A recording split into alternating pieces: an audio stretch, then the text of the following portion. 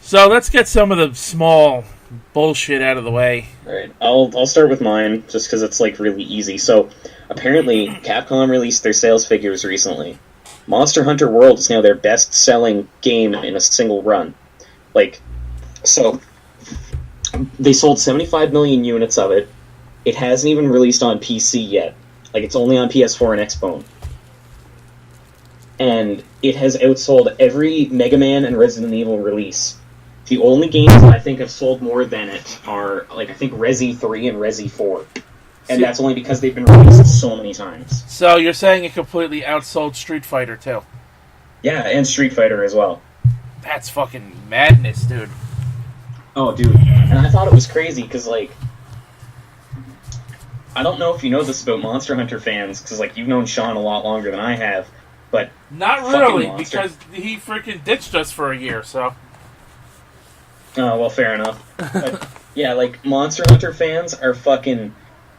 They used to be a small group, but they were a very passionate one. Right. So I was under the assumption that, like, it's coming to a AAA platform, and I don't know how it's going to sell. Because I was like, I'm going to buy it, because it looks fucking great. Like, I think part of it has to do with just how much Capcom pushed it. I think they must have pushed this one really fucking hard. They pushed it fucking hard, dude. Like, I swear to God, I went into my EB Games, and, like, the new release shelf was just all Monster Hunter at one point. And they had, what, like, 2 open betas right before the game came out, too? Yeah, like, right before. And, like, man, that game is super fucking good. Like, I have logged so many hours in it. My roommate's gonna be on vacation. Like, he took vacation time, but he can't go home because of some problems that, like, some weather stuff recently. So he took a vacation probably to play this game, and he can't even play it. No. He took a vacation to go home to his, like, because he's from a different province. Oh, okay. So he was gonna go home and be with his family for a week, but now because of some issues, he might not. So now he's basically gonna be home and home in our apartment and playing Monster Hunter for a week. So are you gonna play with him? Well, fuck yeah. Co-op, and that's amazing.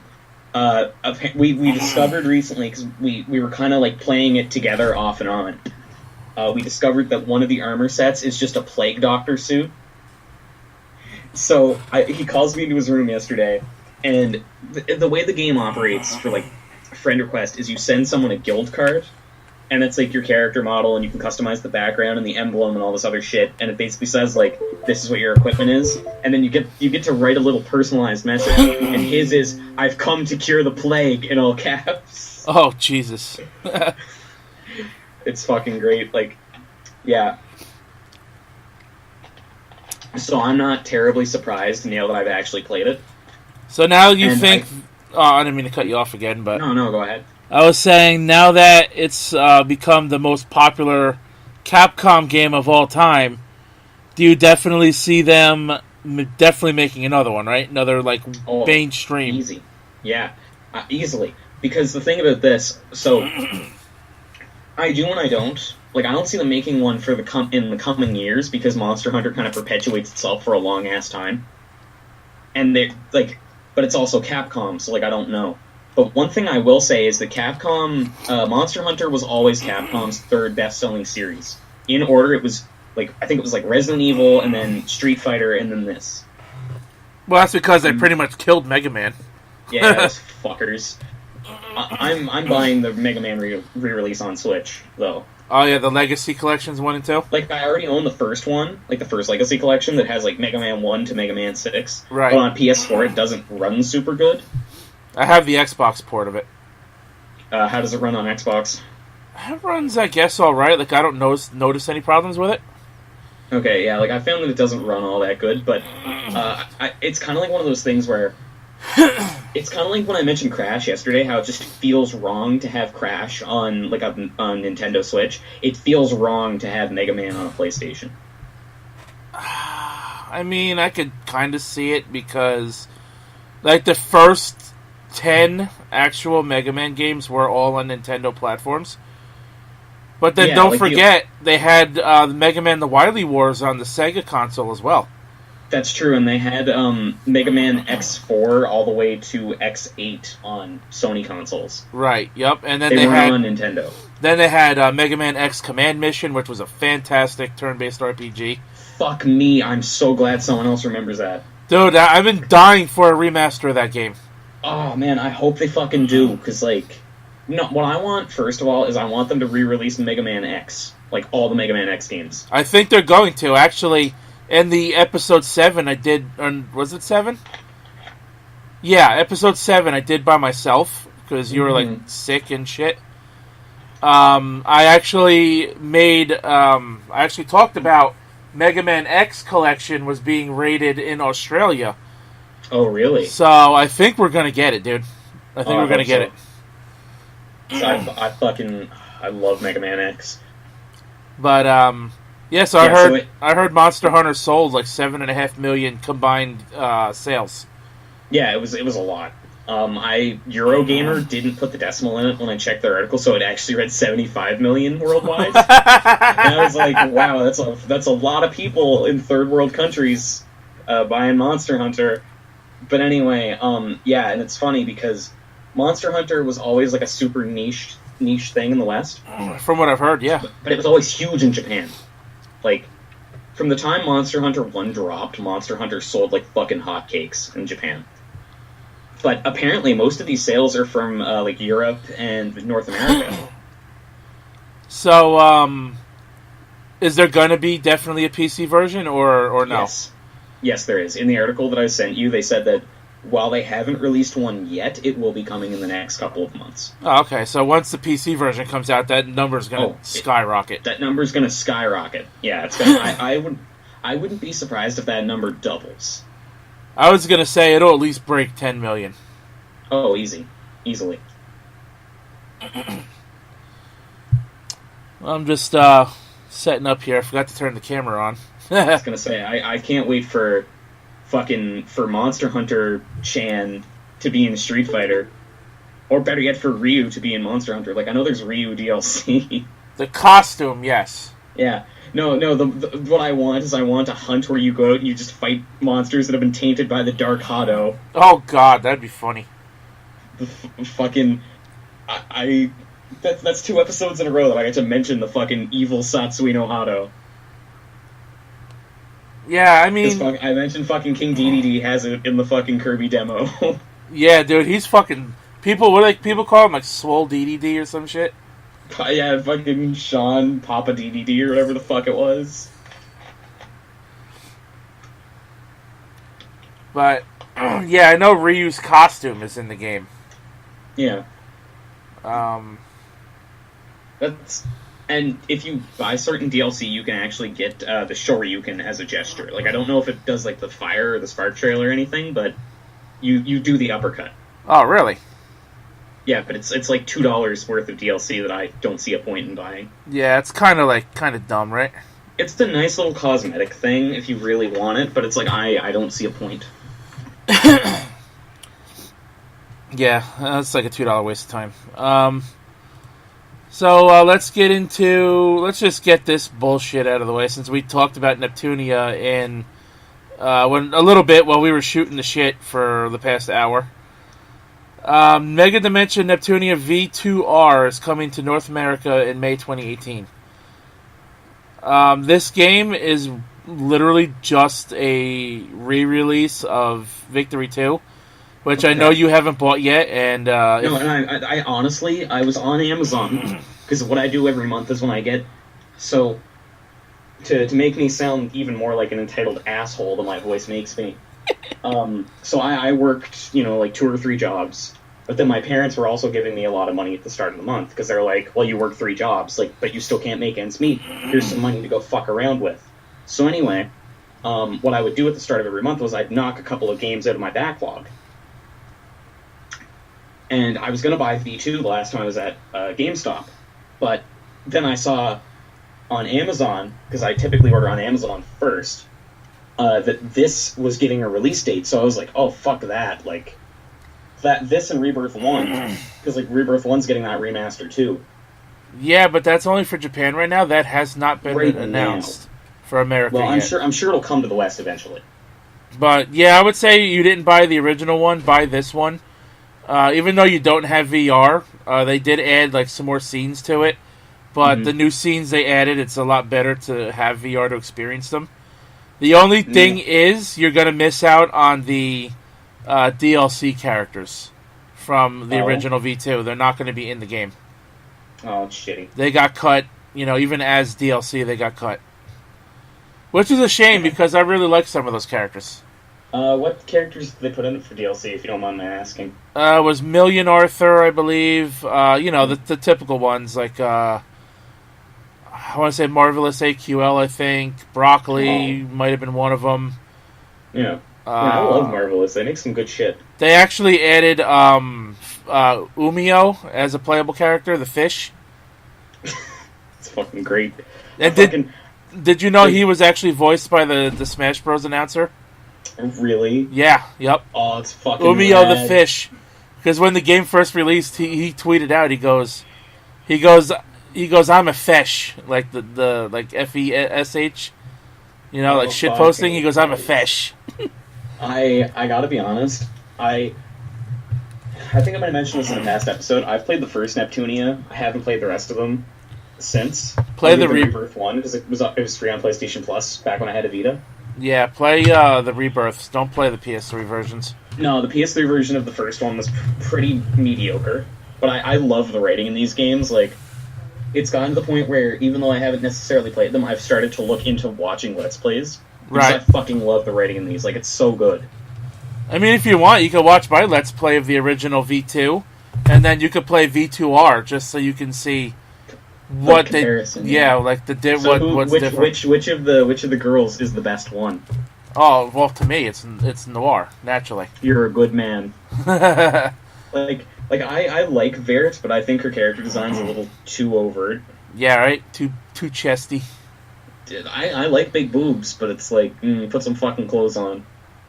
Blonde, I don't really care for her character. She's Blanc's just an asshole. Yeah, she's like the stereotypical bitch. Neptune is the fucking ditz. And so is Sega in the gaming world, so it's accurate. Yeah, she's like the fucking lazy ditz who doesn't ever want to do anything. I can relate. Uni, I like her as like the best sister, just because she's PlayStation. the PSP, right? She's treated as the Vita going forward. When really? her character was first released, when her character was first made for the second game, the Vita wasn't out yet, so she was the PSP. That makes sense, yeah. Netgear, she's probably the best character intellectually. Okay. But I would say Noir and Uni are my favorite characters overall. I gotta really get into this series, man. Like, it's good. I mean, it's good, but the spin-offs are fucking trash for the most part. Yeah, like I've heard Action Unleashed is really terrible. Four Goddesses Online was unplayable. They made like an Idol spin-off called Producing Perfection. That game is like really bad. Yeah, it's trash. I have it. It's trash. And then there's like Hyper Devotion Noir and Mega Tag Mention Blanc. Mega Tag Mention Blonde is just like another version of Action Unleashed. Only Blonde's the main character, and they're like filming a movie type thing in the game. So it sounds like it has potential. It's an interesting story arc plot, but it's too short. Oh, it's shitty. Whereas Cyber Dimension, Four Goddesses Online, it's playable, but it's a fucking glitchy mess.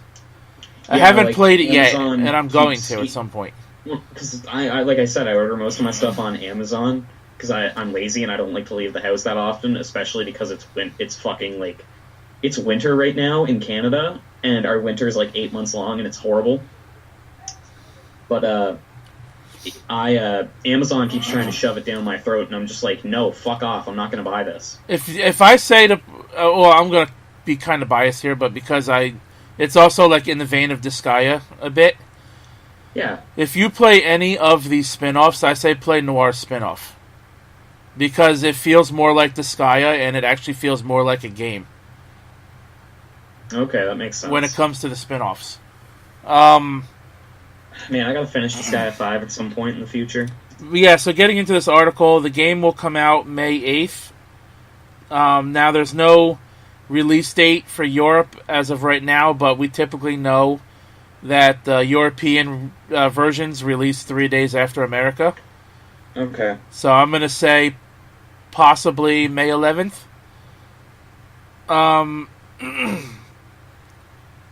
Mega Dimension V2R is compatible with the PlayStation VR. When you are in the player's room area, you can talk and interact with the console goddesses in first-person mode. That's pretty much all they added. Otherwise, the game plays just like the original. But this game will have like beefed-up graphics a bit compared to the last release as well. So, like I said, I mean, if you don't really care about the DLC characters, I mean, I know you don't know who Nepugia is, though. Like the robot that Netgear made, like a robot version of herself. They actually made that character as a DLC for V2 as well. Okay. If you really want the DLC characters, I say get the original.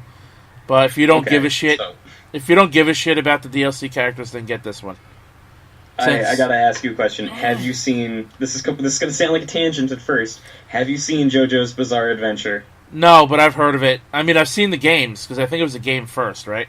No, it was a manga first, and then it was that, and then it was a game. Oh, okay. But, so there's this meme called It Was Me, Dio. And I googled Nepugia, and the second image is like a really hyper-stylized Nepugia, but she's doing the It Was Me Dio pose, and she's got fucking Dio's face. Like, I'll link it in the Discord, because this is fucking gold. Oh yeah, I've seen this before. Yeah, it was me, Dio.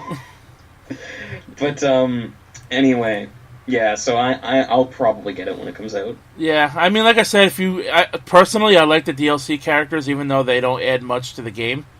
But they're pretty cool characters to play as, and the original version, obviously, you can get much cheaper than $60. Yeah. And since you don't have VR, you can get the game cheaper, and you really aren't going to miss out on anything. Mm-hmm. I actually got the limited edition for the game, and they actually screwed this up. I have a video on my YouTube channel. They fucked this up. I did an unboxing of this limited edition for V2, and they forgot to include my 5x8 mini poster that was supposed to be in the set. So I did the video. I'm like, oh, I thought there was supposed to be a poster in here. I guess not. And then I saw on Facebook in the group that I'm in for Neptunia, the fandom, they posted their limited edition as pictures, and they had the poster. I'm like, okay, so they screwed up. So I emailed them, and I told them I didn't get my poster, my little poster. And I told them I did an unboxing video on YouTube. You can clearly see I didn't get one. So they watched my video. They sent me out the poster about 3 weeks later. And then they sent me 2 little trinkets from their VN Amnesia that came out like not too long after V2. I'm not familiar with it. I'm not familiar with it either because I never played it, but I thought it was a pretty nice gesture for them to give me a little bonus. Yeah, it's actually really nice of them. For fucking up. And it's like they could have said, well, they could have just ignored me. Yeah, that's true. But, I'm glad they did that, but I did make a video shooting on them, though, like telling them like their quality control is kind of shit, and they probably should hire more people to like manage their company better. Because I feel like as a group, as small as they were, they try to do too much with the small staff that they have. Yeah. At the time, it was only 12 people doing everything. Well, one of my favorite things about Neptunia, while we're still talking about this, because, like, fuck, man, I'm in a good mood. We could go off on just about everything all day. I don't have to get my nephew off the school bus anymore because he came home sick today. Oh, that sucks. But, yeah, I could go off on this shit all day. But basically what I was going to say, my favorite thing about Neptunia was when I played the first one, and you can download Keiji Inafune as a weapon. Like, have you seen the Inafune sword? You're talking about the Steam release, right? No, this is, fuck, it's also in Nep 2. Oh, okay, yeah, it's one of, I think it's Netgear's, one of her special attacks. Yeah, it was in the first one, too, where fucking Inafune's face comes out of the clouds and then shoots them with a fucking beam. Yeah. Like, just a... like the I'm a fire in my laser meme? That's what I think of when I see it. Right. But anyway, yeah, so, like, that was one of my favorite things that I've seen in recent years. I mean, the NEP series is fantastic it's great. Because they don't take themselves too seriously. Right, and when it comes to, like, references, they fucking nail everything. Like, have you ever noticed the Dr. Mario fucking reference? It's fantastic. I have not, because I haven't actually played through them all, right? Like, But anyway... So, so Neptunia is great. I'm gonna get it. Yeah, I think you should just get the original V2. You're really not missing out on much if you get this one. Yeah. But so the next thing here, new Dragon Ball smartphone app will be revealed on March 21st. Now, some of you guys listening to this podcast know I play a phone game called Dragon Ball Z Dokkan Battle, and to me, I think it's one of the most fair gacha games ever. Because it's you get at least one SSR literally almost every time you summon for in the gacha system, and like once every couple of months they will release a summon where you're guaranteed to get an SSR every time you summon.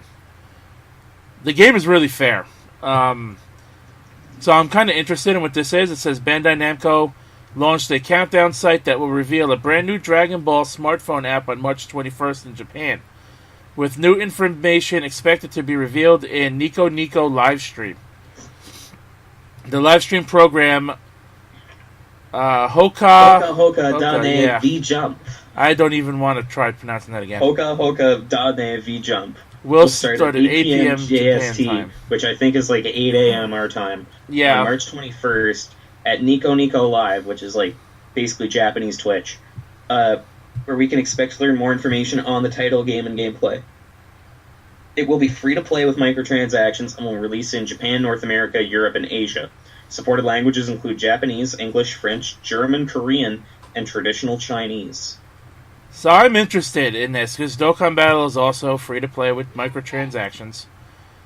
And it's a fair game, so I'm really interested in to see what this is going to be. Mm-hmm. So that's pretty cool. As we get some more news on that, we will, be talking about it. We've almost forgot. Next week we're going to find out what that new Sonic game is. Wait, what? Fuck, we are. Yeah, it's South by Southwest is next week on Friday. Fucking Knuckles, and Knuckles, please. Featuring Knuckles. Game Maker Studio 2 signs deal with Nintendo Switch. Are you familiar at all with Game Maker Studio? No. Have you ever heard of it? It sounds familiar. It's like this basic. I wouldn't say basic, but it's more basic than things like Unity and stuff like that. Where you can develop like very, very basic like indie games, and you can put them on services. And the Xbox One, I think, has Game Maker Studio 1. So, like, people who make indie games for that can export their games to the Xbox One, to the shop. So this is very similar, only this is a much more updated version. Game Maker Studio 2 by Yo-Yo Games has signed a deal with the Nintendo Switch, meaning the games made on the platform can directly be exported to Nintendo Switch console. Game Maker Studio 2 Nintendo Switch Edition is expected to launch this summer.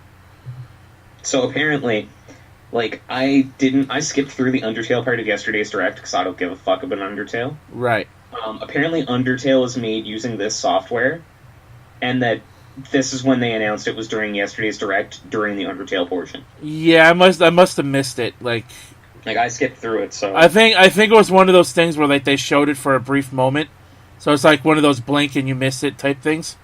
Yeah.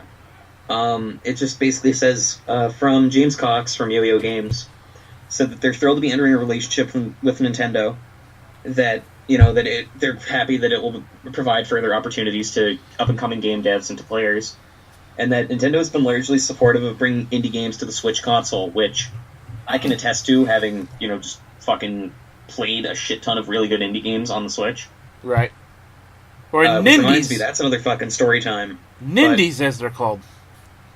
Oh god, that's awful. Nindies. Nindies. That sounds like a fucking porno. Oh god. Nindies. Nintendo give me Nindies. You've seen the video that's like chicken give me Tindies right? Oh god, I've heard of it. Yeah, Nintendo give me Nindies. They said that this partnership will mean even more wonderful games will be released for the platform, that they're working hard to ensure that the Switch version retains its excellent functionality, and that they're committed to supporting developers and studios who are keen to make the jump to Nintendo's record-breaking console. More details will be released later. I'm interested. I like to, see what these people make. Yeah, me too. Like, I'm not gonna lie, I've been interested in learning how to make, shitty RPGs with RPG Maker. I just don't know where to start. Yeah, me neither. Like, I don't think I'd be good at making them per se, but I could definitely write them. Yeah, I mean, if I learned how to develop it, Fuck, let's do it. If I learned how to develop it, you could write like the RPG version of Sakudachi. Oh my god, yes. Sakudachi RPG, let's go. Healing items include fist bimbos, frosted rakes, Delitos, blue tea, French flies. Yeah. Chico milk. Yeah, Chico milk. Fuck, I would kill for some chocolate milk right now. Oh but man, we don't have any in the house. I got some in the fridge. Speaking of the Switch, the Switch is like an excellent platform for indie games. Like, I'm probably going to give these two games a review in a future episode, but if you have a Switch and you don't currently own Celeste and Dendara and Battle Chef Brigade, you should go out and buy those. Because they're fucking good. But, anyway. Well, you said Golf Story was really good, too. And Golf Story is really fucking good, too. Yeah, I would have to actually go out and get my Switch to see what indie titles are on it, but... So here's a new one. We recently talked about Ys 8 potentially being canceled on the PC version. Well, NIS America has given a release window now of April 2018. Okay. Back in January, NIS America released an update that delayed the PC version of the game. However, it now appears that the port of the game will be appearing in the near future. Takuro Yamashita, president and CEO of NIS America, appeared on Greg's RPG Heaven to confirm that the game will be released in April 2018. Yamashita noted there was a small issue in porting Ys 8 to the PC, nothing how it would have been to support many types of PCs. He then says that next month, which is April 2018, is when the game comes out to Steam. So now I have a question to ask you. Yeah. It's coming out on the Switch fairly soon. The translated fixed version. Yeah. The PS4 and the PS Vita versions are fixed now and are worth playing now. And now the PC version comes out next month. So what would your preferred console or PC version would be for you to play? Son of a bitch! Don't ask me this question. That's like asking me to choose which of my children I like the most. Spoilers: I don't have kids, so therefore none of them are my favorite. Anyway, honestly, I like Ys. I played the Vita version of Ys 4 that dropped when the Vita first came out. It's called Memories of Salsetta. And because of that, I honestly think that if you're going to buy it, you should buy it on the Switch. If only because it's portable. Like, when I buy it, because I know I'm going to eventually, because I'm a whore for Falcom. Falcom makes fucking good games, right? I'm probably going to buy it on PS4. But I would recommend buying it on Switch. Do as I say, not as I do. Don't do what I do, because I blew fucking $300 on games this month so far, and I'm going to go out and blow more today. Damn, Jesus, fuck. I wish I could do that. Devil May Cry got a re-release this month, and right. Came out. When does that come out? Is that That's Tuesday. What day is that? That's the this coming Tuesday, the 13th. The 13th. Okay. Yeah, it's just the PS3 version, but it's on PS4. Oh man, I wanted to buy that too. I guess that's gonna have to wait. It's going to be really cheap in US dollars because it's only $40 Canadian. Right. Yeah, I think it's going to be 30 US. Okay. Yeah, I would say if you want the portability without having to buy 2 fucking versions of the game and playing it twice, get the Switch version of Ys 8. Let's talk real quick. I don't need this anymore because we talked about that already. Let's go over the Washington State. Now, they are the second state to defy the FCC's ruling against net neutrality. They are now the second state in the United States country who have came up with their own net neutrality laws. Go ahead and take this one away. It's quite a long one, and then we're gonna take a bathroom break after this. Yeah, because I have to pee like a motherfucker, so I'm glad that you're doing that. But anyway, it says here that basically in the wake of the FCC's decision, several states have drawn up bills to enforce similar regulations at the state level. Washington is one of them, and it just became the first state to pass said net neutrality law. Democratic Governor Jay Inslee signed the bill, which is numbered 2282, this morning, and in doing so has set the stage for a legal battle with the FCC. This is because the FCC they sought to prevent this sort of thing by including language in its net neutrality repeal that prohibits states from issuing their own rules. According to Wired, there's at least 24 other states that are considering net neutrality bills. Several of them are attempting to bypass the FCC ban. Let's see here. It says here that they're attempting to bypass the FCC ban by instead banning state agencies from inking agreements with ISPs that do not promise to abide by net neutrality. So basically that means that if you're going to be a fucking scumbag, you've lost basically all business in that state. Other states such as California and Washington have cast a much wider net with bills designed to effectively restore net neutrality regulations for ISPs serving state agencies, businesses, and customers alike. And then there's a quote by the governor that just basically says, "We make history. Washington will be the first state in the nation to preserve the open internet. We've seen the power of it. It allows a student in Washington to connect with researchers all around the world, or a small business to compete in the global marketplace. It's allowed the free flow of information and ideas in one of the greatest demonstrations of free speech in our history. The new law prohibits broadband providers from blocking or throttling legal content and from offering paid prioritization of traffic, which is also known as an internet fast lane." Washington's bill garnered support on all sides of the House, with a vote of 93-5 in support in the State House and 35-14 in the Senate. Fucking crushed. A Republican who co-sponsored the bill named Norma Smith said that it is not a partisan issue and that it's about preserving a free and fair internet so that all Washingtonians can participate equally in our 21st century economy. Net neutrality is an issue of tremendous importance that will matter today, tomorrow, and for generations to come. Washington's law goes into effect on June 6th, but on the federal level, net neutrality is set to expire on April 23rd. Oh, boy. Oh, boy. So you got like a month and a half there.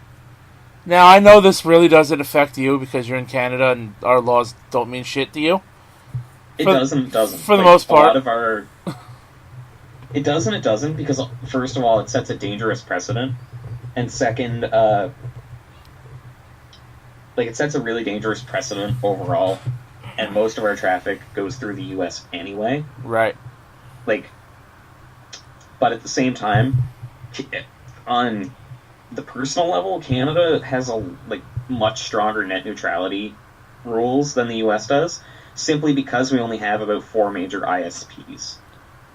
I mean, that's what we have. We have Verizon, Comcast, AT&T, and we have other smaller ones like Cablevision, TiVo and stuff, but the main competitors are Verizon, Comcast, AT&T, and I think Spectrum. You have little provincial ones, but then the major ones that we have are Bell and Rogers, so we really only have 2. I think Shaw does internet too, this company called Shaw. I'm not sure. But basically there's only really two major ISPs in the country. Like, we currently have Bell Alliant. So, like, yeah, it's not a big deal because none of those competitors none of them want to be the one to break net neutrality because people will get up in arms about it. Well, I mean, there already are in America. The country is Yeah. defying the fucking FCC. Pretty soon, the FCC is not going to mean shit anymore. Which I'm kind of happy about because I believe that the FCC as a whole is Kind of corrupt. pretty fucking corrupt. I think that the fact that 5 people were able to decide the fate of the internet, that's really what this is. Like, that sounds like a very, like, clickbaity thing to say, but no, it was. It was 5 people. The fact that 5 people could sit at a table and decide the fate of the internet for Americans, and the U.S. being one of the largest, most populous countries in the world, and one of the most developed countries in the world, that sickens me. Yeah. On top of the fact that, if I'm completely honest, I think that this bodes poorly for the market. It bodes poorly for, like, the economy. It is particularly bad for, like, free speech and things like that as well. Because okay, let's assume that Google became an ISP. All right? I mean, they have what? Google Fiber, I think, is something. Oh, did they? I was not aware of that. But let's assume that Google was, like, a major ISP. If Google was a major ISP, Google is a very liberal company. Google runs YouTube. YouTube is a very, like, there's not a lot of free speech on YouTube anymore. Have you noticed recently that people who talk down about Donald Trump either get their videos struck against them and taken down, or they get their videos, like, silenced to the point where they can't monetize them and you have to agree to continue? Like, you go to a video. This happened to Review Tech USA, actually, 2 days ago. He made a video about Donald Trump and talking about how he is blaming video games, for gun violence and stuff, which we're going to get to that, believe me. Yeah, I can't wait for that. His video was silenced by YouTube, by the YouTube community. Now, I think it was just YouTube itself that did this. Yeah. And you actually have to click a button on the video player that says, "I understand and wish to continue," to watch the video. I think that taking it down is a bad idea because it's censorship. I genuinely think that censorship is a bad idea in almost all situations, if not all of them. Because people can choose not to listen. And people can choose not to be affected by something. Like, if someone gives a speech on a soapbox and, they're a racist or, like, a Nazi or whatever, then people aren't going to listen to them. And, well, for the most part, like, any sensible person's not going to listen to them. The only people who are going to listen are people who already agree with that. And it's kind of like... That's why I disagree with censorship, because I think that for the most part, people will decide for themselves. And that you need to think critically about what you hear. And so I think that it's really lazy to go, you make political content, we're gonna deplatform you or whatever.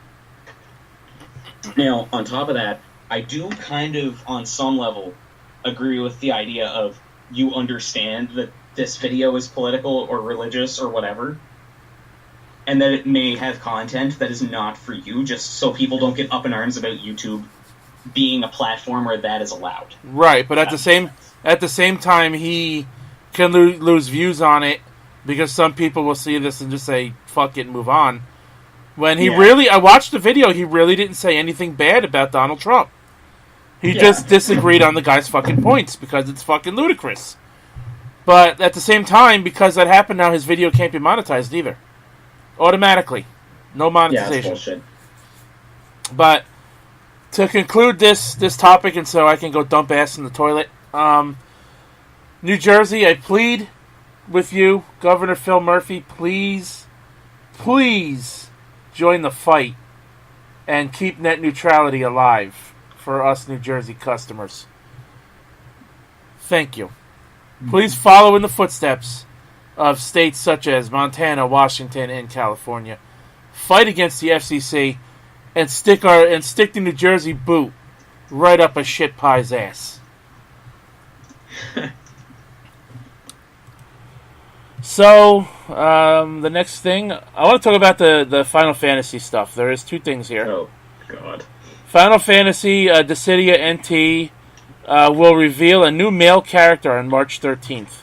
Yeah, so it says here that it's from the, it says here that basically they're going to be holding a live stream on March 13th. They're going to reveal who the new DLC character is, and it's a male character from the latter half of the Final Fantasy series. So I'm assuming that means, 8 to 15, probably. Snow, now, and it says here... Snow's not in the game yet, right? That's what I was thinking, was it's probably going to be Snow, or Balthier from 12. If I had to guess.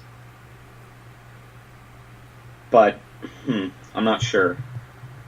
So I'll be keeping an eye on that, because I still have that game, even though I don't think it's particularly good.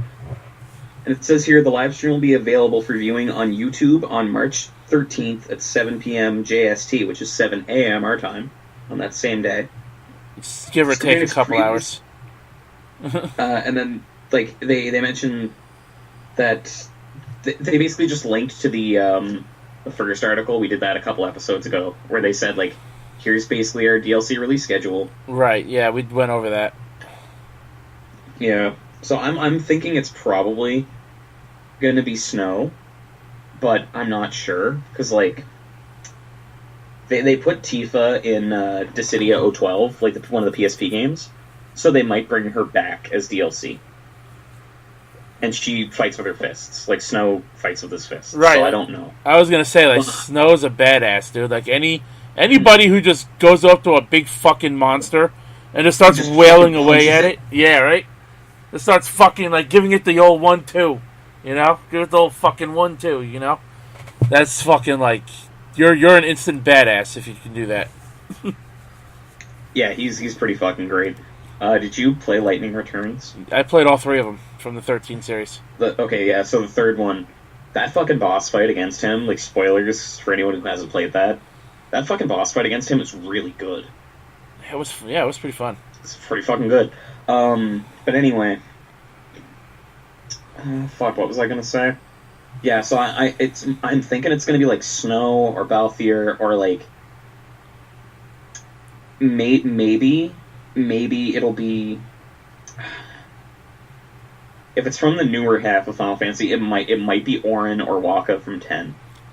Yeah, I could see Wakka as well. Fucking man, I one really thing like that annoyed the Fantasy shit 10. out of me from 10 was Blitzball. Blitzball. Blitzball's pretty bad, yeah. Yeah, that shit annoyed me.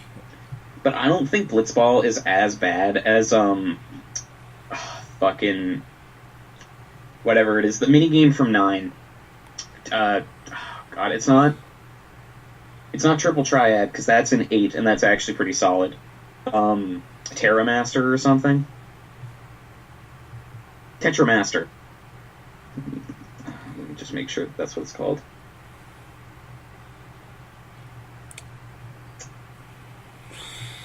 Anyway, yeah, so, I don't know who it would be. I'm kind of hoping for Balthier, because he's just fucking cool. Yeah, it's called Terramaster, the Final Fantasy IX minigame. But, it's possible that it could be Snow, it's possible that it could be, Wakka or Auron from 10. I haven't played 11, so I don't know who it would be from that. The only ones I've ever played was 10, 1, 10-1, Type 0, and the 13 series. So far. I kinda hope that if it's from 15, that it's Ignis. Because I fucking hate Prompto. If they put Prompto in that game, I'm actually gonna strangle someone. Because that made the DLC, the season pass, fucking worthless. Gladio is cool. Gladiolus is cool, but he might not be unique enough because he fights like Cloud, right?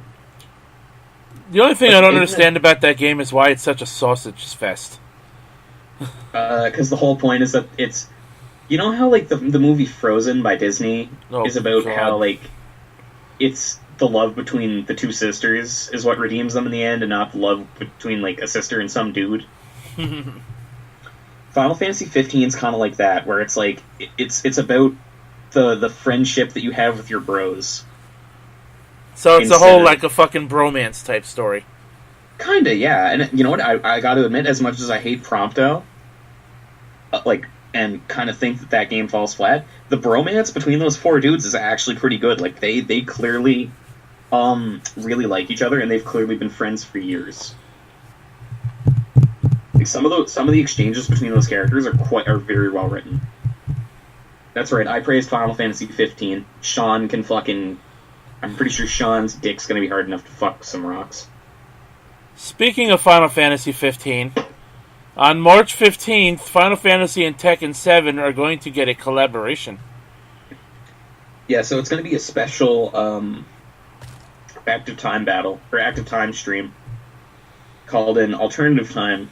Active Time Report, called an Alternative Time Report, with... it just says here that it will take place on March 14th at 8 a.m. our time, 8 p.m. JST, as part of a commemoration for the release of 15 Royal Edition and 15 PC Edition. Also, the Tekken series chief producer Harada will attend as a special guest, where he'll share the latest on Noctis' appearance in Tekken 7 as a DLC character this spring. It says here there's also going to be a talk corner for the event where 15 director Hajime Tabata and Katsuhiro Harada will talk about their respective work that fans of Final Fantasy 15 and Tekken 7 will want to check out. Then both games are available PC, Xbox One, and PS4. I'm probably going to try. Like, I still don't really care for Noctis coming to the game. Like I said in the lengthy review we did last week on the game, I'm going to play the character at least once. Because why fucking not? But after that, I'll probably never use him again. Yeah, like, I'm gonna try it, don't get me wrong, but I still don't like Tekken 7. And Geese Howard and fucking Akuma proved to me that guest characters do not belong in Tekken 7. Like, it's nice that they try to make them faithful to their original game. I don't think they're gonna be able to do that with Noctis, but... It's nice they make them as faithful as they can to the original game, down to the point of altering Tekken's system mechanics. Because, like, Akuma has, like, the super bar, and Geese has max mode. But, like, it doesn't work in Tekken, and it fucks the balance to high hell. Oh, yeah. Absolutely. So we have 3 articles left, so we're going to go right down the line with these. Oh, boy. Diablo 3 is apparently in development for the Nintendo Switch console. That game is fucking old. I know, right? Like, it's really fucking old. I remember when it first dropped, and it was like error code 37 or something, and people flipping their shit. Yeah. Fucking Boogie did that Francis video on it. It just says here that, in case you missed it, it all started with the above clip, showing a Diablo nightlight being repeatedly switched on and off, which felt like a very deliberate teaser for the Switch port. However, the excitement only lasted for a few hours as Blizzard followed up with the message by saying, "As of now, we do not have current plans to announce for the Switch." According to sources from Eurogamer, the project is very much in production. The sources couldn't confirm whether the Diablo 3 expansions would be included. Blizzard described the earlier tweet as a fun engagement piece, but the Eurogamer sources said they were surprised to see the reveal for the game is reportedly several months off. In any case, we'll take it with a grain of salt, and so it's basically just a rumor right now. And Diablo 4 is currently available on PS4, Xbone, and PC. Diablo 3, right? I think you just said 4. Or sorry, Diablo 3. Diablo 1.5, featuring Timon and Pumbaa. Now, I did try Diablo 3. The definitive edition that came out a couple years ago on PS4. How is it? I played it for like 6 hours. I got fucking bored. Yeah, 'cause that's like a top-down dungeon crawler, isn't it? Yes. Don't get me wrong, I don't hate those games. I just got bored. Like, I didn't get very far in the story. The voice acting I thought was fucking terrible. Mm-hmm. And I don't know. This is like after a few hours, I just didn't care. So there you have it, folks. Diablo 3 possibly coming to the Switch. Now, this game is like fucking, what, like 6, 7 years old? I think so, yeah. I think it might actually be older than that. Diablo 3 was released in May of 2012. Okay, so, yeah, about almost 6 years old. About 6 years, yeah. Personally, I really don't care. I mean, if you like Diablo and you have a Switch, it's another game you can play anywhere. You know, good reason for you to pick it up, I suppose, but other than that, I just don't give a fuck. Really. Yeah, me neither. I don't really like the isometric, like, dungeon crawler.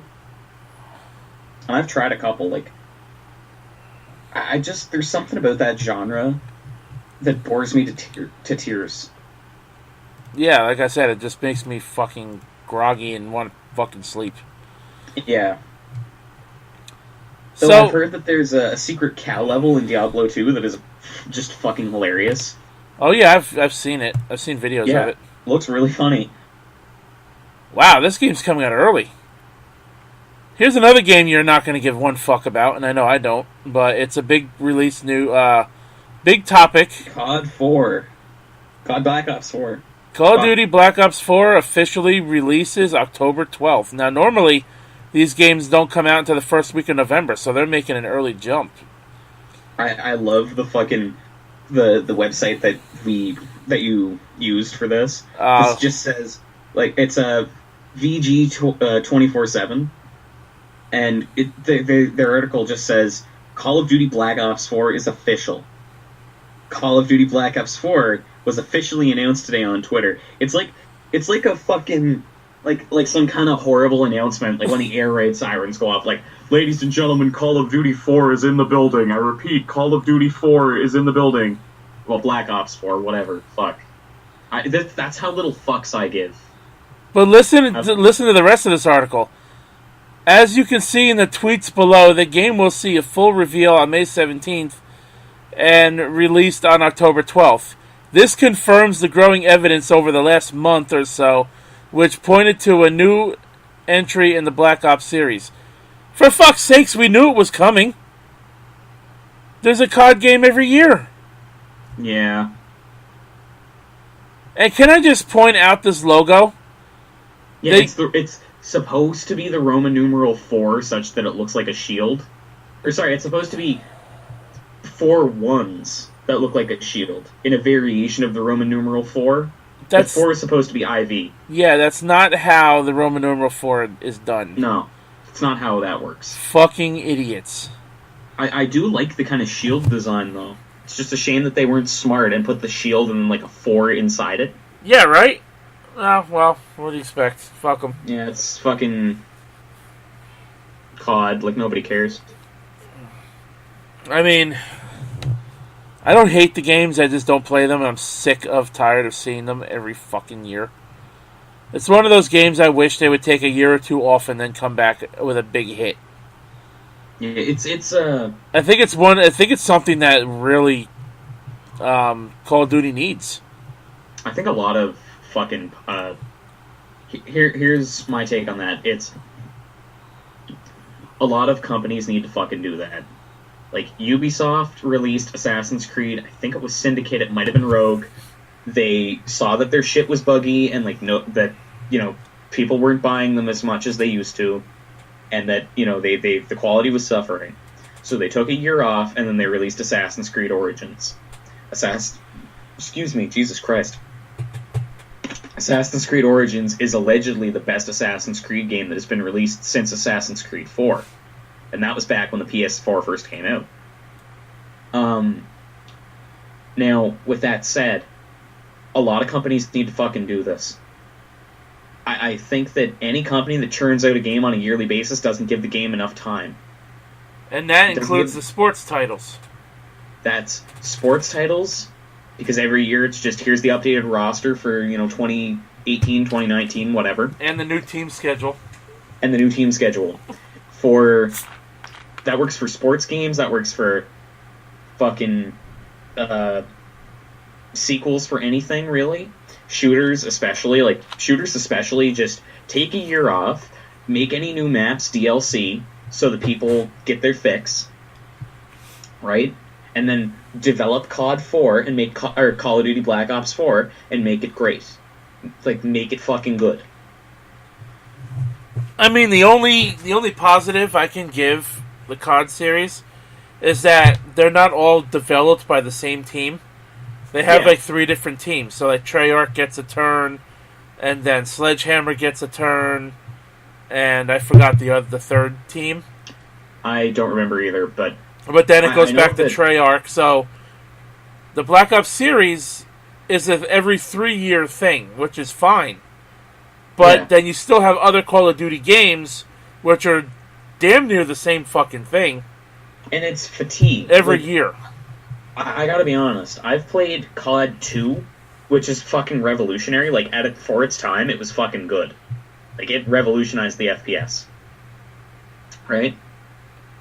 And then I've played COD 5, and that's it.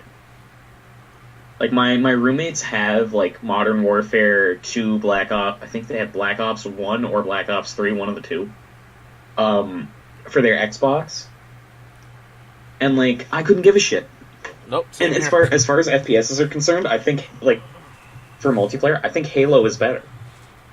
And I haven't even fucking played Halo. The only Halo I've ever played was Halo 2.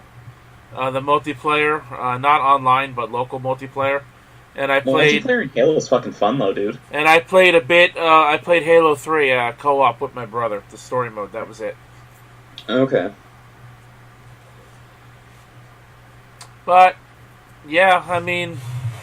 I think Call of Duty as a series needs to be put on a shelf for a year or two before they come out with another game. Because people would, they would be craving it, I think, at that point. The diehards of the series would be craving it. I think so, but I think they stand more to lose than they do to gain. Because I think that if they did that, people would jump ship to Battlefield. I mean, some people already did, but then those same people also say that Battlefield sucks compared to COD. At the same time, I guess doing that would be a double-edged sword, but yeah, that's true. I think the game should go on the shelf for a year or two, make something really good that everybody would want to play, including someone like me, because I do love me a good shooter once in a while. But I'm just not interested in Call of Duty. That's fair. Now, it's time to get angry. Time for the main event. Let's get ready to rumble. Donald Trump. Now, we reported last week he was going to be meeting with the gaming industry, with some of the executives in the gaming world, to discuss violence in video games and school safety. Yeah, so there's a video here called Violence in Video Games, and it shows some of the most brutal moments in a bunch of different games, right? And apparently, because I'm still currently watching it, it's only a minute and a half long. But what I've been told is that what it says here in this article is that they basically lifted these wholesale from YouTubers. Yeah, so there are actually watermarks in the corner that you can see when you watch the video. In some of the clips, some of them don't have it. In some of them, yeah. And some of the games included are Sniper Elite, COD, Fallout, Wolfenstein, and Dead by Daylight. Also, they included the no Russian scene in COD. Which is ironic, in my opinion. Yeah. Which I will agree with Trump there. That scene was uncalled for that game. Which is why it was made optional. I agree with him. Which is why that was made optional. But because that was made optional, they should not have used that clip from that particular game. No. If I'm honest with you, I think that showing basically here's the most violent parts of these games is not necessarily indicative of what they are. Like, basically, he was trying to say these games are violent just for the sake of being violent. Well, it's like, that's true, but let's say you're playing Fallout, right? Fallout is not necessarily violent. Like, I've only really played, like, New Vegas and bits of 4 and bits of 3, but I can guarantee you that, like, the Fallout footage in this is not representative of what Fallout is. No, none of the clips in these games are. Fallout is a role-playing game, first and foremost. Like, they have been toning up the shooter elements, but you can resolve conflicts non-violently in Fallout. And that's often the way to do it, if you can. Fallout is more about character and about, like, exploring the world than it is about violent gameplay. And I think that showing no Russian from COD, which, as you said, is an optional scene, does not really reflect what Call of Duty is. It reflects what Call of Duty can be at times, but it's not what Call of Duty is at its core. Right.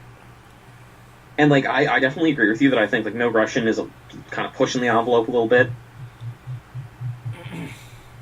But yeah, I really think that it's just bullshit.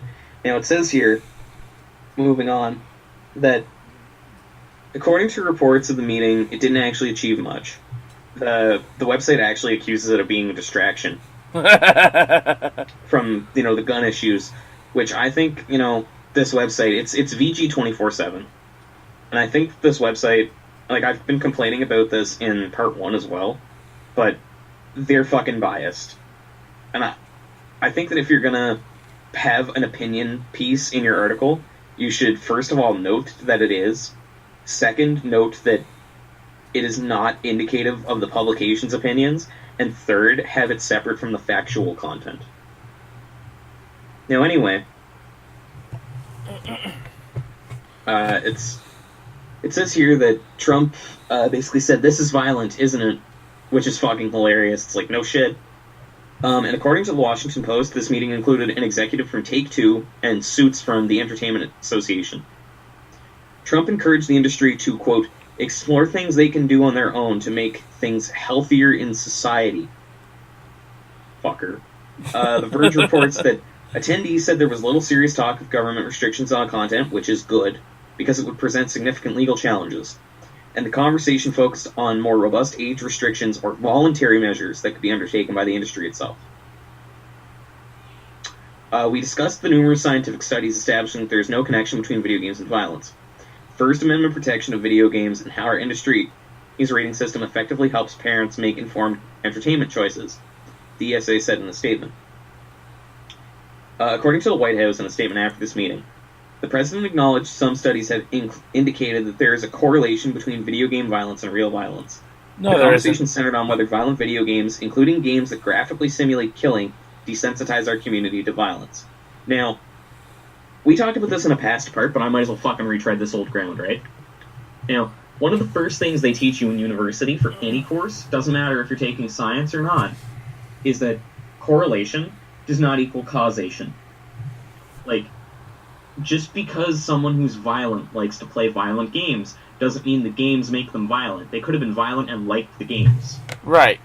Right? Like, or, there's underlying factors. Video games might be a contributor, but I think I think personally video games might be a contributor, but not to the extent that people say. Because certain people are naturally more prone to violence, if that makes sense. And certain people are naturally more impressionable. Like, I don't think you should go out and give your kids Call of Duty, because kids are too impressionable. Right? And that's what the whole ESRB is for. But the problem is, most parents don't give a shit, from what I've seen. Now, another thing that I will say here is that games desensitize our community to violence.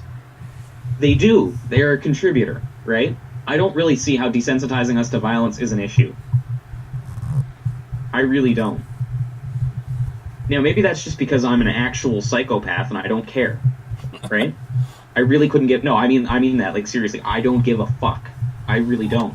But what I will say is that literally everything throughout the course of human history has desensitized us to violence. Violence is in our nature. Like, human beings have always had some kind of violent outlet. Whether it's, violence in movies, violence in literature, violence in art, violence in fucking the Roman Colosseum, violence in war. Right? Like, there's always been a violent outlet. There's very little, in my opinion, that separates me playing a video game where I go out and I shoot a hooker on the street. Thanks Call of Duty. Or not Call of Duty, thanks GTA. GTA, yeah. If Call of Duty let me shoot hookers instead of zombies, that'd be awesome. Imagine fucking horde mode in COD, but it's just hookers. Whore mode. Whore mode. Take the D off. Where was I going with this? Yeah. So it's like, the only thing separating playing a violent video game and watching an extremely violent movie is that video games are interactive. And I would argue that it is on a person-to-person basis that you can't really and shouldn't really govern. Like, it's not... The issue here is one of gun violence and not one of video games. And actually, I would argue that it's not even one of gun violence, it's one of mental health. Right. Like, what needs to happen for the gun debate, I mentioned this in a previous part, is that we need better controls on how you get guns. Because most of the people that go out and do these mass shootings and stuff, they use legal firearms. Or at the very least, they use firearms that they were able to legally acquire because somebody didn't do the proper background checks. So we need stricter security on who can get guns so that people... Because, okay, with regard to the gun control thing, because this is a political topic, and I was a poli-sci student, and I still keep up with my studies to some degree, even though I'm not in university right now. You don't judge the entire breed of dogs by the one that bit you, right? Like, right, it's like people who judge all pit bulls as dangerous animals because... Yeah, I love those fucking dogs, man. They're some of the nicest, most intelligent animals that I've owned, and I've owned a lot of fucking dogs in my time. Yeah, I have a pit bull, and it hasn't snapped at anybody yet. It likes to bark a lot. Yeah, exactly, right? But... Smart dog, always nice, always loyal, if they're trained well. But the thing is that they need to be trained well. It's like people who go... Like, you can't judge gun owners as a whole based on the one or two fucking radical people who go out and shoot up, a school or shoot up a freeway or whatever.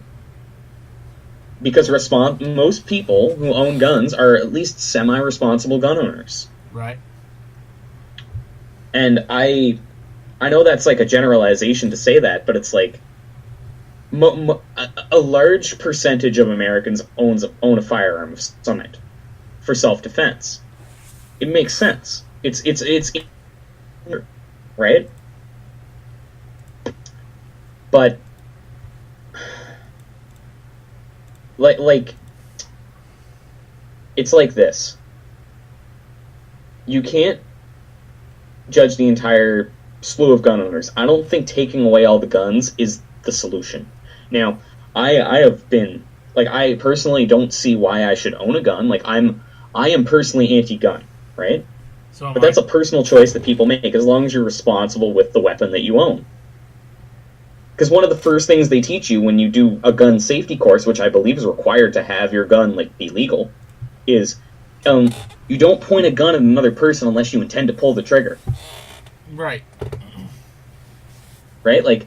We need to make sure that people who are fucking crazy or disturbed, or whatever word you want to use for them, don't get a hold of these. And for that, we need stricter checks on it. Making video games inaccessible to children or inaccessible to certain types of people isn't going to solve the issue. It's going to hinder the games industry. It's going to make people...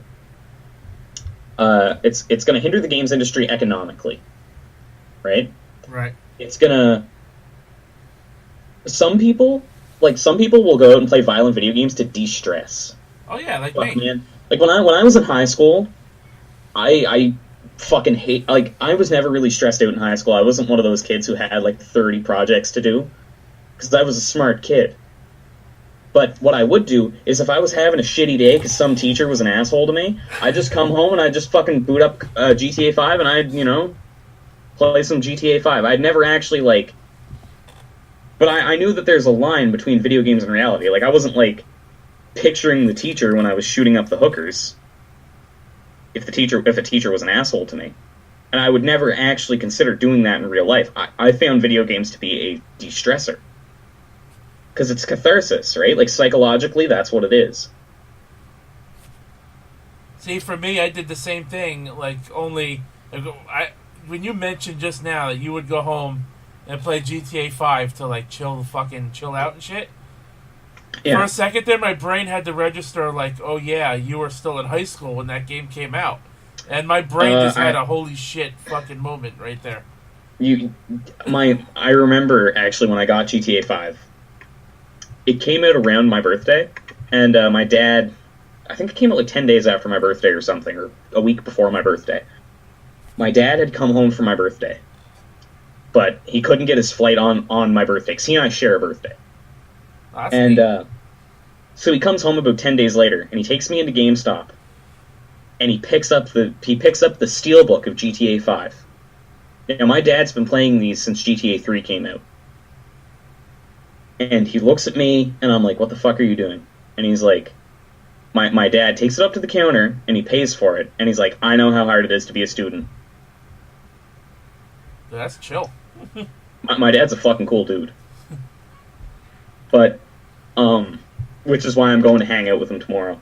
But, yeah, so, like, I don't think it's an issue of gaming. I think it's an issue of the people who play games just happen to be violent. And I'm sure there are some studies that show a correlation, but you need to consider a lot of different things when you look at studies. Like, the size of the study. What types of populations were sampled? Like, if you take a bunch of, like, 18-year-old men who are lower income, and therefore, if you take a bunch of 18-year-old men who are lower income, well, first of all, they're younger, so they're more prone to aggression anyway. Their brain hasn't fully finished developing, because for men, I think it's like between 20 and 25 is when your brain stops developing. Like, there's a bunch of different factors at play.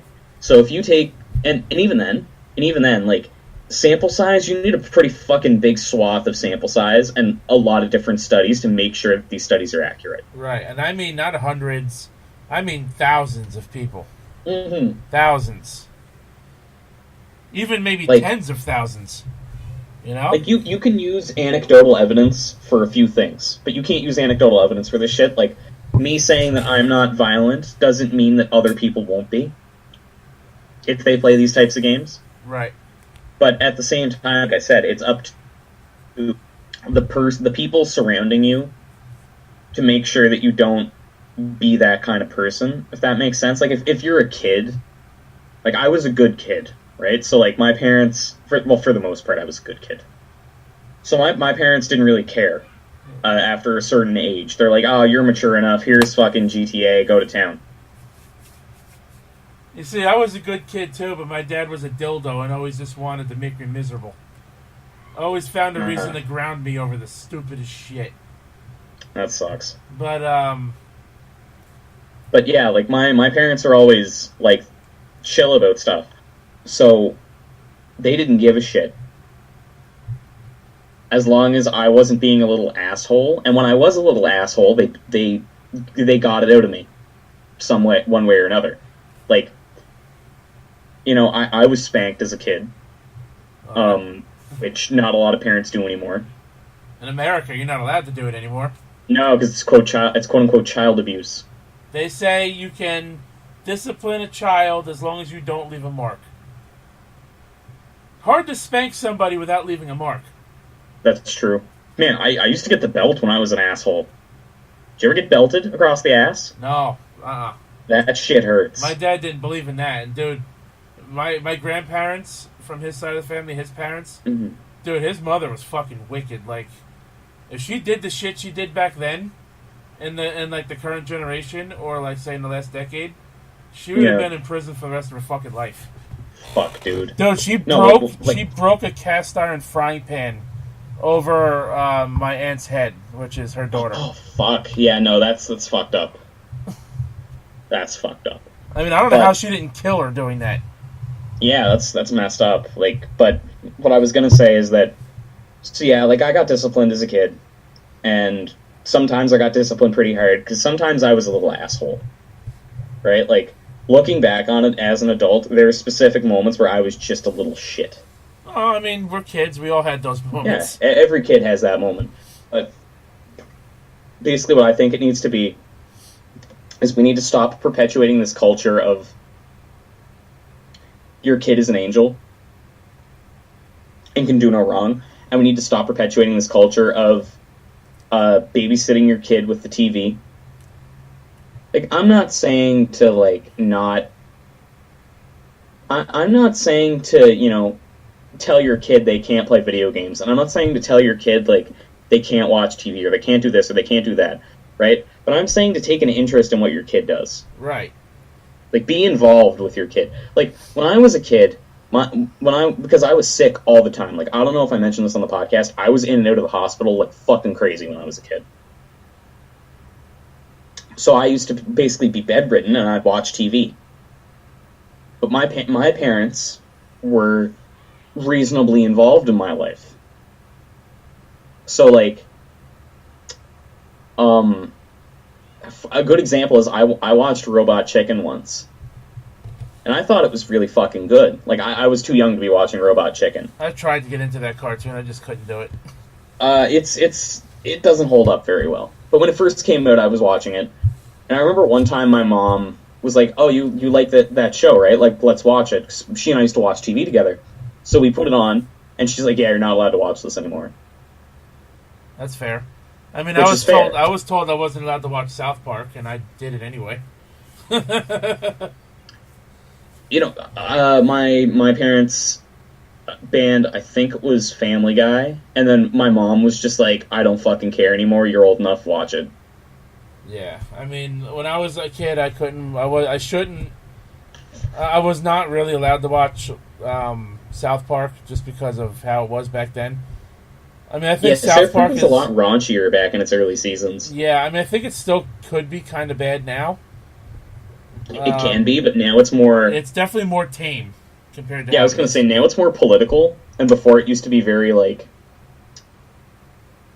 I don't know how to describe early South Park, because that's most of what I've watched for South Park, is, like, the early episodes of South Park. Yeah, I think I stopped watching it after, like, season 5 or 6. Yeah, for me it was 7 or 8. But yeah, so I really wasn't allowed to watch that. As far as video games goes, I was pretty much allowed to play anything. Yeah, me too. You know, I started playing Mortal Kombat when I was 4 years old. I'm now 28. I'm going to be 29 in 6.5 months. Fuck, dude. I have yet to try to rip somebody's spine out through their asshole. I mean, but you would if you could, right? Just to be like, man, I can do this. This is awesome. I mean, no, because that's kind of fucked up. I mean, I don't even... Like, even if I could be so mad at somebody and killing them wouldn't even be a thought in my mind. Like... No, exactly. You would literally have to piss me off and try to kill me first. Exactly. And that's not weird. That's called being a reasonable fucking person. You know, like, and the whole kill or be killed... The whole kill or be killed aspect of things all comes down to self-defense. You know, if someone's going to try to kill your ass, you got to defend yourself, even if that means killing the motherfucker. Exactly. Like, one thing I will say is that, like, I play a lot of violent games for the most part. I used to watch a lot of violent TV. I don't really watch TV anymore. Yeah, but I've suffered from nightmares my entire life, and the violent content of my nightmares has disturbed me more than anything else, and that's why I'm not a violent person. Because that shit freaks me out. Even though you claim to be able to be one, like if you really wanted to.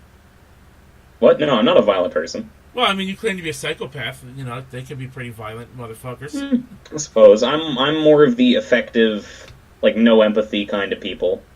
if that makes sense. Like I checked the criteria for ASPD and I fit like I fit like 9 or 10 of them of the 12. And violent behavior is probably the only one that I don't fit that I can like remember off the top of my head. I mean, back in the day, I was allowed to play GTA. Like, I played the very first one on PC, the top-down isometric one. Oh, those top-down ones aren't nearly as good. Yeah, I mean, I just played it to fuck around and see how long I can go without dying. That's fair. I mean, that's how most people play GTA. I played Mortal Kombat as a kid. Fighting games, they weren't really violent unless it was Mortal Kombat.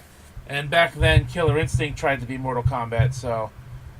because it had humiliations at the end, which are like fatalities, but not as bad, but they were still kind of bad. Like there was blood in those games and whatnot. Mm-hmm. I never played like the super fucking raunchy, violent games like Manhunt, which was Manhunt got an AO rating because Manhunt is like legitimately fucked up. It's the epitome of violent video games. Like. Manhunt is like when I say Manhunt is the stuff of nightmares, like that is the stuff that I dream about when I sleep at night. I never played any. I played shooters, mostly World War II shooters, like Medal of Honor. Yeah, those aren't super violent. Like there's a bit of blood, but they're not terrible. Yeah, like Medal of Honor, played those. SOCOM. I told you in what was it, last episode or part 1, how I loved SOCOM 2, and I played it a lot back in the day. Never really cared for COD. Did try the original. Quite honestly, a lot of the stuff that I played back then was more kid-friendly. Like, I played the Marios, the Sonics, the Tetris games, Mario Karts, Mario Parties, Need for Speed, Gran Turismo, Crash Bandicoot. Yeah. Some of the stuff that I watched on WWE back in the day was probably more violent than what I was playing in most of my games. My mom, I remember the only thing that I think I did as a kid that was like really bad was this one time my dad and I used to wrestle because we used to watch WWE. Not often, but we'd watch it. And I remember this one time my dad fucking elbow dropped me and hit me in the face by accident and gave me a black eye. And my mom was like, That's okay, it, you're not allowed to do that anymore. Like, you can't wrestle in the house anymore. Which is fair. That's because I was a pretty fragile kid. I mean, I have lumps in my jaw, on both sides of my jaw now. Because, me and my buddy would wrestle a lot. Like, we would take the mattresses off our beds. And we would make, like, fucking a miniature wrestling ring. Oh, that's awesome. Out of the fucking mattresses. But, like, we would use the night tables as the fucking turnbuckles and jump off for the night tables and shit. Dude, that's fucking rad. And, like, he used to do the fucking, like, Triple H's pedigree on me all the time. But, like, we didn't do it right. Like, when you do the pedigree, you know how, if you remember it, like, your arms are hooked? Yeah. Like, above your back, and when he drops, like, he jumps, and when he drops down to his knees, he's supposed to let your hands go, so you can drop on your hands and not smash your jaw into the mat. Well, we never really did that, and now because of that, I have once in a while, like, it flares up and like it swells up a little bit, and I'll have like really big fucking lumps on like either side of my jaw, but it does go away on its own usually. I've only had to take medication for it once. In recent years. But yeah, me and my brother, we used to have like fucking wrestling matches in the living room a lot. Fucking goof around. Like some of the stuff they did on TV back then was more violent than a lot of the games I was playing. Oh, fuck yeah. They were like handcuffing a guy and then repeatedly beating him over the fucking head with a chair.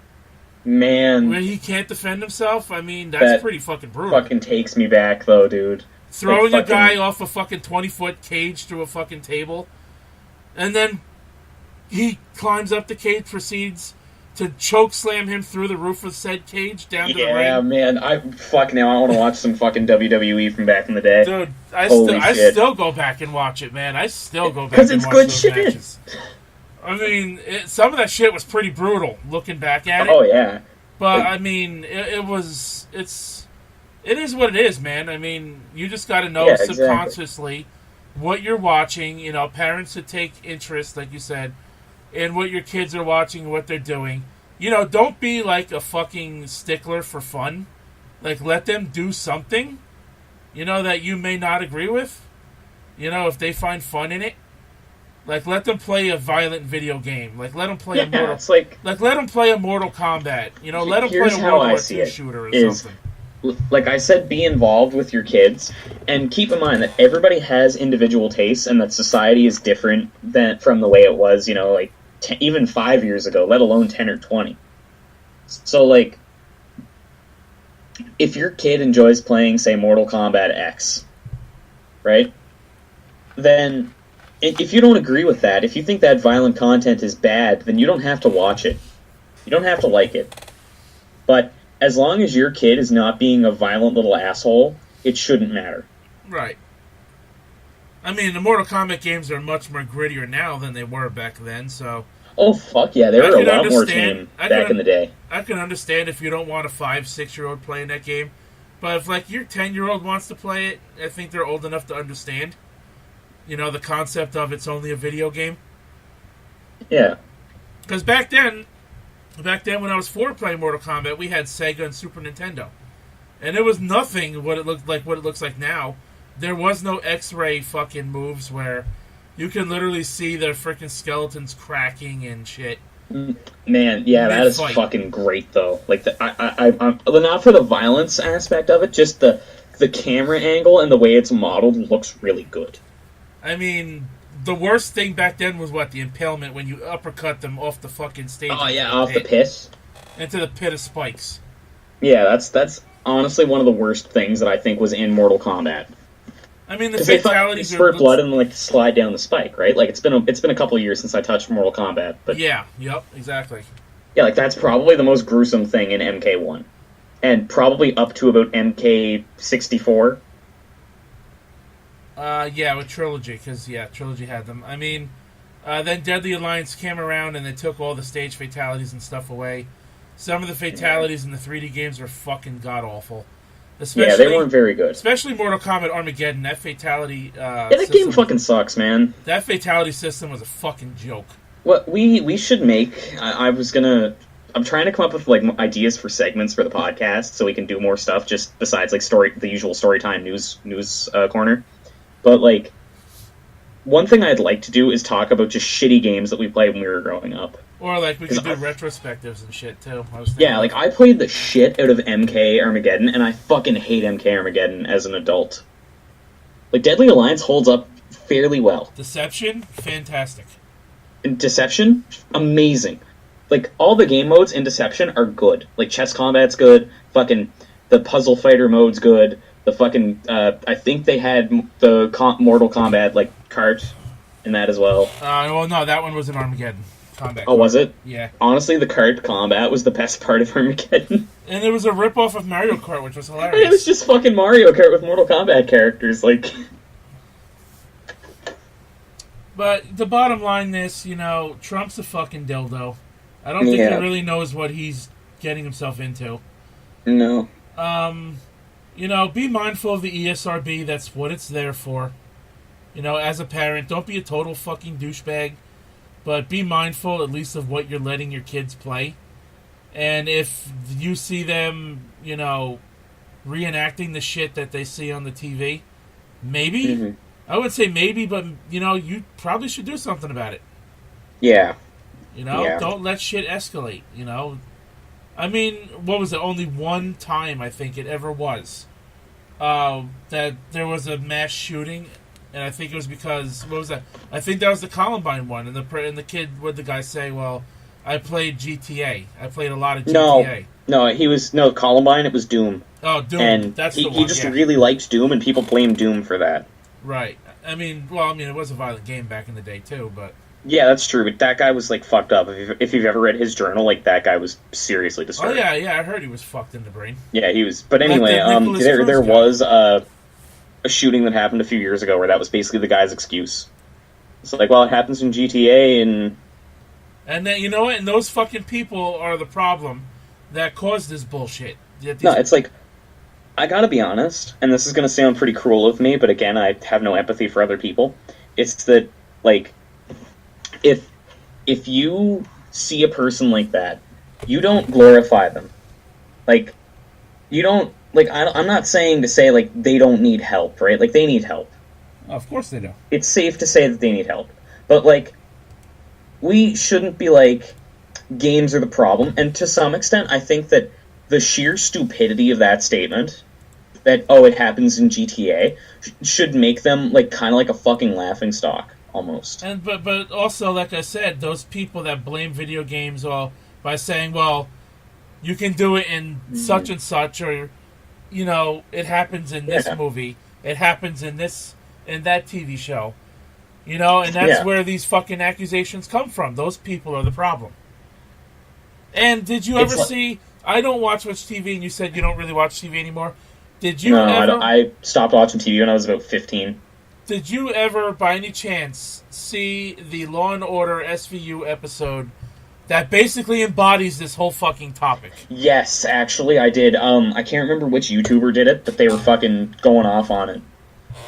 Because my mom used to watch Law and Order. She fucking loves that show. And yeah, I happened to just, like, she was watching that episode, and I heard video games. I'm like, okay, I'm kind of interested in this, you know, right now. Yeah. So I'm just sitting there watching it, and they're talking about violent games, you know, and this guy, you know, the plot of the episode was the fucking, the main antagonist of the episode murdered this girl or whatever, and, like, he was a fucking mental case, and he blamed video games. So I'm like, you gotta be kidding me. Yeah, they don't understand. Like, here's the way that I see it. There's two things. First, because, like, this is kind of like the bulk of our episode today, even though we've recorded for, like, today's part is, like, fucking 4 hours long at this point. Well, splitting it up, you know, between the shoot and the shit thing and the actual podcast itself. Yeah, that's true. We're going about 2 hours and 40 minutes. Oh, really? Fuck. Okay, because my fucking internal clock is, like, off super hard, but... Well, I guess we did take some breaks and stuff, but what I was going to say is that there's this thing called confirmation bias, and that means that when you look for something, you're more likely to see it, and you're less likely to see the things that disprove it. So, like, if you think that violent video games encourage violent behavior, then you're more likely to look for or agree with statements that prove that fact. So, like, if some guy goes out and he shoots 30 people, and he doesn't say that his favorite video, and, you know, he's mentally disturbed or whatever, and he doesn't say that he played video games, you're not going to pay attention to that. You're just going to be like, oh, whatever, right? Right. You may not even state that that person is a mental case and needs help. And I'm not saying mental case in this particular, I'm not saying it as a synonym for basket case. I'm not saying it as a deplorable. I'm saying they are someone who needs, like, serious mental health help, like therapy. But if the same guy goes out and he shoots 30 people and he says, like, I played video games, it's like, oh, well, that's ammunition for, ironically, that's ammunition for the person who thinks that games cause violence and violent behavior. I had another thing that I wanted to say about this, too. I mean, like, you know, I'm surprised Trump didn't buy, like, Mortal Kombat clips for that fucking compilation he had put together. Yeah. Or Lollipop Chainsaw, where fucking Juliet's cutting somebody's head off with a fucking chainsaw. With a severed head strapped to her ass. I still haven't played that, but I really want to. I mean, how messed up does that look? Like, you're cutting somebody's head off with a fucking chainsaw with a severed head strapped to your ass. Yeah. But to be fair, it's a nice ass, though. Yeah, and Jessica Negri does her justice. Let me tell you. I don't find her that attractive. No, she does the Juliet character really fucking well. She does. But anyway, you know, and back on, like, a serious note, is that, regarding the video game thing, it's like, I'm honestly surprised that Trump is doing this, not because, like, I'm surprised that he's doing this because he's a businessman first. And his leadership style is very business-esque. Yeah. Right? Like, he runs the U.S. like a business. So, you know, I would really think Trump, of all people, would care about the economy and what this will do to not necessarily to the games industry, because the games industry is like a multi-billion-dollar industry, but in the grand scheme of things, it's not as big as like manufacturing or any of those major things, because it's still kind of like a niche market to some extent. Like everybody plays games, but not a lot of people are gamers, if that makes sense. But even then, right? Like, I think that the social ramifications are not as big as people say. And I'm honestly kind of surprised and disappointed that Trump doesn't see that. Like, I don't think Trump is a particularly effective leader. I mean, I watched the U.S. election for a while. I think that it was just basically shit road 1 or shit road 2. Which road do you want to go down? Not to get political, but... You had to choose the road that had the least amount of shit on it. Yeah, and I when think it's already covered thing, in shit. Hmm? I said you had to pick the road with the least amount of shit on it, while it's already covered completely in shit. Basically, yeah. And it's like, I can say this. It's that, depending on your stance on this could be a good or a bad thing. But I'm glad that Trump values, like, not necessarily the free market, but the freedom of the industry, and to the point where he's basically said you have to deal with this yourself. Now, I know legally he has to. Legally he has to, because, like, it's the First Amendment. Like, the U.S. can't be like, you can't put violence in video games anymore. It's a federal law now. Because that would suck. Restricting that restricts basically freedom of speech and expression. Particularly expression. Right? Right. But even then, I think that this goes deeper than that. Like, people say, oh, it's a legal back road, but it's a legal road that's been going, like, that, it's a legal thing. It's like, it is, but it's also a free market thing. And I think that, it poses an interesting question as to, like, he's kind of like a hands-off leader. And I think in this particular situation, it's a good thing. Because, like, the people who don't play video games and don't really understand what video games are should not be the people governing the games industry. No, I agree. And I honestly, man, if I'm honest with you, I don't think the ESRB understands that either. No, it's far from perfect, but it's the best thing we have right now. But it's better. Yeah, it's better. And I don't necessarily know about the Entertainment Software Association. Well, they're the ones that made the ESRB. Oh, okay, well, whatever. But, like, I don't particularly know, in the grand scheme of things, how any of these organizations are, as far as, understanding what games are and thinking critically about them. But I think that it's better to have them be the ones to decide than have the government be the ones to decide. Right, I mean, that's kind of what happened back in the day when the ESRB was being created, because of games like Mortal Kombat and Night Trap. That's true, but I also think that U.S. politics weren't as bad as they are now back then. Because I've seen some of the stuff because of the Gaming Historian's video on the ESRB, and I gotta admit that, like, although they kind of ripped Sega a new asshole. Dude, they're fucking... The system they tried to impose for, like, everybody was so half-assed it wasn't even funny. Yeah, that's true. That's true. And... like, I think that they really, like, they were too harsh on Sega, given that Sega fucking tried, at the very least, to do something Nintendo didn't. Right, like, Nintendo was just like, no, fuck you, pretty much. Pretty much, yeah. So, like, I think Sega at least tried, and that they were too hard on Sega. But some of the statements that they made, even as someone who, plays video games, I think that they were reasonable. Remember how Nintendo tried to, like, basically kiss their ass by removing the blood and, like, the majority of the violence from Mortal Kombat, the first one? Well, that's not really a kissing the government's ass thing. That's a Nintendo policy. Yeah, but then once the ESRB came out and Mortal Kombat 2 was a thing, everything that wasn't in the Nintendo version of MK1 was in their games afterwards. So that's weird. Yeah. It was only that first one. I think they did it to, like, kiss the fucking, the government's ass and the parents, the people having all the problem with the violence and, and the outcry. I think they did that to kiss their asses, in a way. Because once the ESRB was a thing, Mortal Kombat 2 came out. Blood, fatalities, everything that wasn't in their version of MK1 was in MK2. And Sega, they did, while they had the fatalities, they did remove the blood. However, they did leave it in the game for people that wanted to use it because they had what was called the blood code.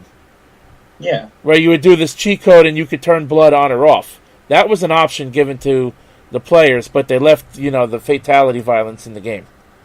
Yeah. As a fuck you to Nintendo to try to make sales. I gotta admit, because this is going to be a pretty lengthy discussion, but I honestly think that the games industry doesn't really help matters at times when they allow the release of games I'm not even gonna touch Steam, right? Because Steam is the fucking Wild West. Steam is like a cesspool of goodness and garbage. Yeah, it's 50-50, right? You can have the shit sandwich, or you can have the sandwich that was made with the highest quality ham that is on the earth. It's like right? YouTube, yeah. You got the good side of YouTube, you got the fucking dark side of YouTube you really don't want to be in. That's the same thing with a lot of different things, but I'm not even going to go near Steam, because Steam's dark side is really bad. Yeah, it's fucking both in terms of quality and in terms of content. But what I was going to say is that the games industry doesn't help matters when Rockstar intentionally drums up controversy to sell GTA. Yeah, right? And I know that that's old, but that happened. It still works. That was GTA 2, I think, wasn't it? 1 or 2, last I checked. I don't remember which one. I know they did the one with San Andreas, or not San Andreas. Or was it San Andreas? No, with the hot coffee mod. That's San Andreas, yeah. Yeah, they had that in the game, but they removed it. So they didn't make it accessible, but they left the code for it in the game. And people, data miners found it, and they made it accessible again. And it made people want to buy the game. And made people want to buy the game just to have fucking polygonal dry sex in a video game. But then, enough people bitched, and they had to take it out of, future ported copies of the game. Because that was before DLC and internet gaming was a thing. Yeah, that's true. What I was going to say is that, companies that intentionally drum up controversy or intentionally make games that are too, that kind of glorify these kinds of things. And when I say glorify, I don't mean, going out and playing COD is a problem. I don't mean going out and playing GTA is a problem. The only game that I can really think of off the top of my head that glorifies this kind of, overly violent, just ridiculous behavior is, have you ever heard of Hatred? Yes. That game that's what comes to mind. Critically panned for being absolutely disgusting. Yeah.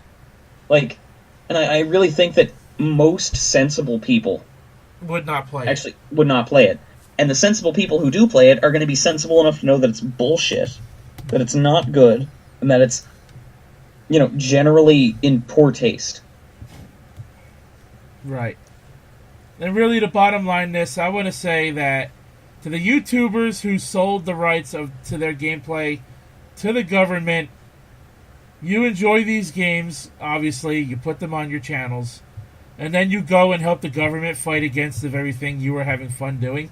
Yeah, that's hypocritical, and you're a fucking sellout. You guys are fucking assholes. I'm talking about you, fucking 360 no scope, fucking Spectre, and whoever you are with your fucking backwards fucking C with an M logo in the bottom of of your gameplay. Fuck you guys. I hope you become the most hated YouTubers for doing this in the gaming community. And I hope you get what you fucking deserve, because why? Why? For a fucking payday? How much could they have possibly given you?